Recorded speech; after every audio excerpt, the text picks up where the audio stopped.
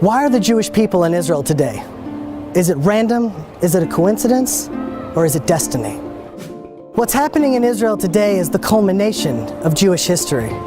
For almost 4,000 years, the Jewish people have been living on faith.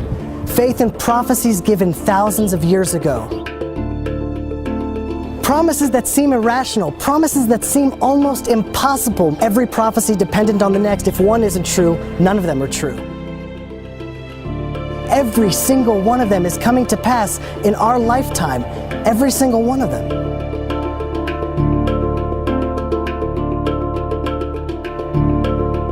The first promise to Israel was made to Abraham, an eternal covenant.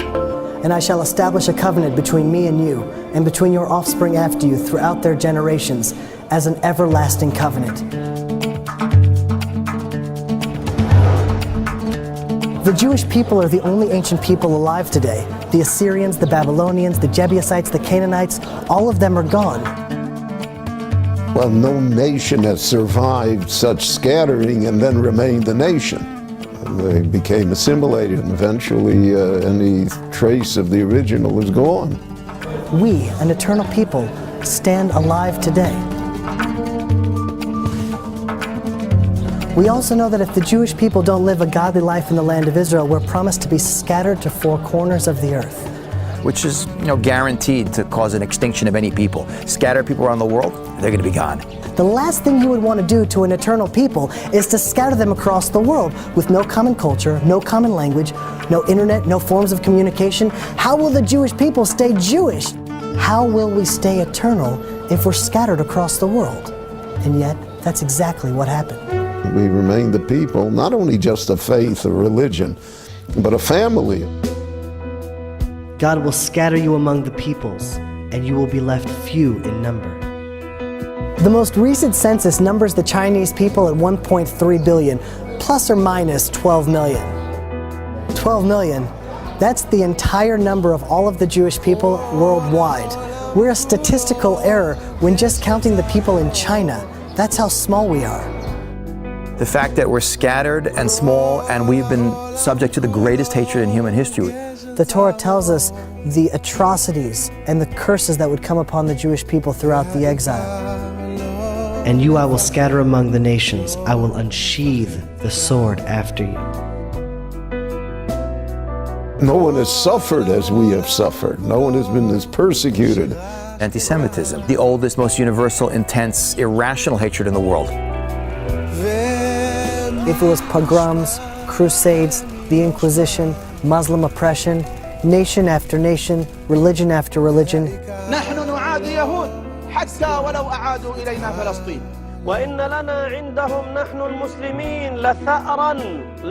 the persecution we faced has always transcended all logic and rational thought. When we were poor and destitute in the shtetl, we were hated for being parasites. When wealthy, for being money grubbing. One thing that we could always rely on is that there would always be a reason, a pretext to hate us. And despite all the persecution, not only have we survived, but we've thrived. Now imagine that, a tiny, persecuted, scattered people. Out of all nations, how are they supposed to shift global consciousness? The same nation that everyone's going to hate is going to be scattered around the world and shouldn't even be here is told we're going to be a light to nations. Those two things don't go together. We shouldn't even be here, much less impact the world.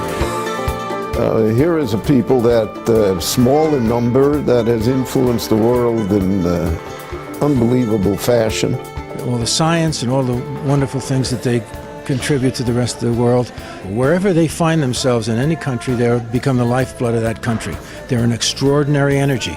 And you can literally see a direct correlation between countries that have Jews in them and how they treat the Jews and how those countries do in terms of their political development, their scientific development, their technological development.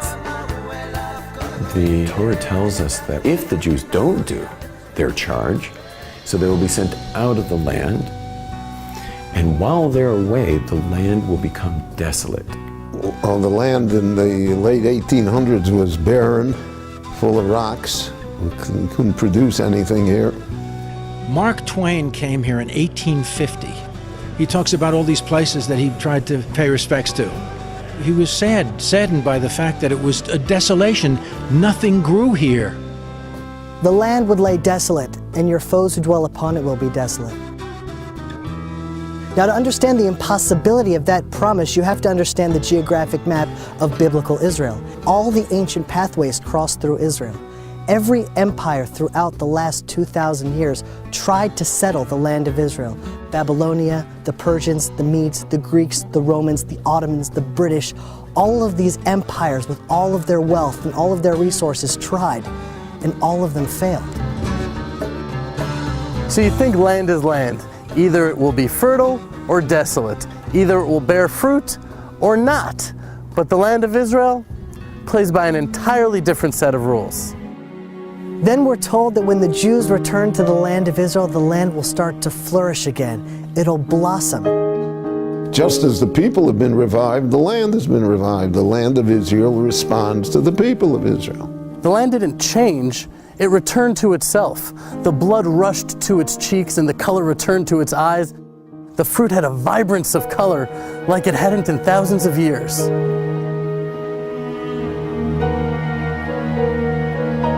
And the Jewish people, we've returned to ourselves as well. We're finally tending the soil and working the land once again.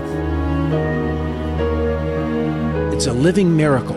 Those people who spent their whole lives irrigating and digging an oasis out of this desert.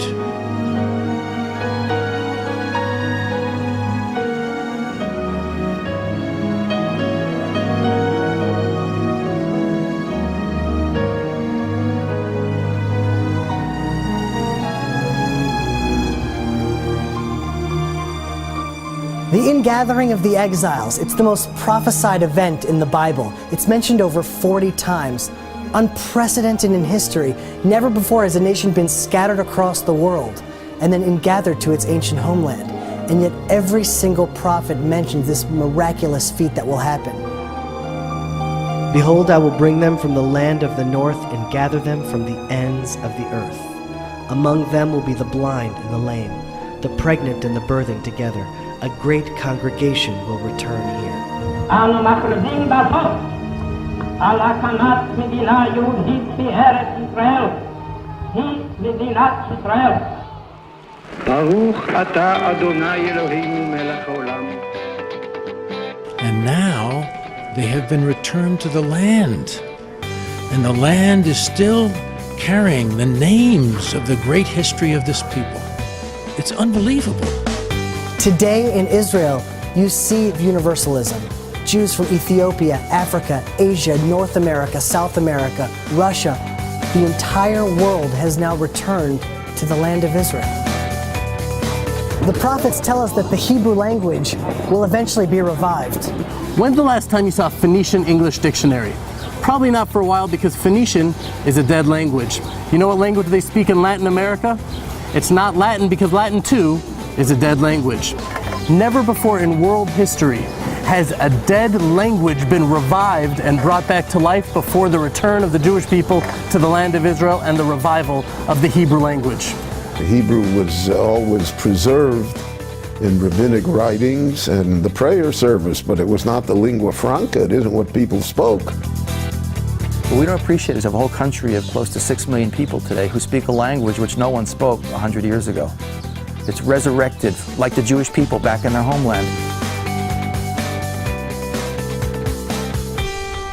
Now, after the most inspiring comeback story in world history, after building the most moral and innovative democracy in the entire Middle East, you'd think that Israel would be supported and held up as an example. But we see that the UN, a representation of all the nations in the world, condemn Israel far more than any other country on the planet. And I will gather all nations against Jerusalem to battle. The only country in the world that its destruction is being called for by a member state of the United Nations, that its national movement, Zionism, was declared racist and illegal by the United Nations, that its capital city, which is arguably the oldest capital of any country in the world, is not recognized by any country, and there's many, many more points. In those days it will happen that 10 men from all the languages of the nations will take hold of the corner of a garment of a Jewish man, saying, "Let us go with you, for we have heard that God is with you." today with such abundant materialism, there's an unprecedented spiritual thirst. It's not so much because of outreach work, I think, but it's just the very nature of Jews being in the land of Israel. We now see that there's a huge sort of momentum moving back. It doesn't make any sense. Israel is the most hated country around the world. Why would people want to identify with the Jewish people? And yet still we see an international revival of people reconnecting to the roots of Judaism, to the spirituality that our people have to offer, to the secrets that we've held on to for 4,000 years. The spiritual revival is happening today. As Israel becomes increasingly isolated in the world, there will be those who stand up for Israel with the faith and integrity of Abraham, and they will make all the difference. Israel was founded 3 years after the Holocaust. 3 years after 70% of the Jews were destroyed in what is exponentially the largest slaughter of any people in human history, the remnant trickle back against the will of the British, okay, with no support from the world, into a desert piece of real estate with no natural resources, no infrastructure, surrounded by millions of hostile Arabs in a constant state of warfare, terrorism, economic blockade. And think about it, within a few years, the desert is exporting fruits and vegetables to the rest of the world. That Israel is the only country in the world that has more trees at the end of the 20th century than the beginning. In terms of high-tech per capita, the most in the world is in Israel, done in less than 40 years, with no natural resources, constant war, terrorism, economic blockade. It's unbelievable, but people just don't see it because we've gotten used to it. It's Jewish history. It's all supernatural. We were given these visions and promises thousands of years ago for our time and for our generation. Every single promise has come to pass, and the challenges we face today are part of a greater plan. Biblical destiny, human destiny is unfolding today in Israel. A worldwide movement is growing stronger every day, and it is your opportunity to join the greatest revolution in human history, Israel.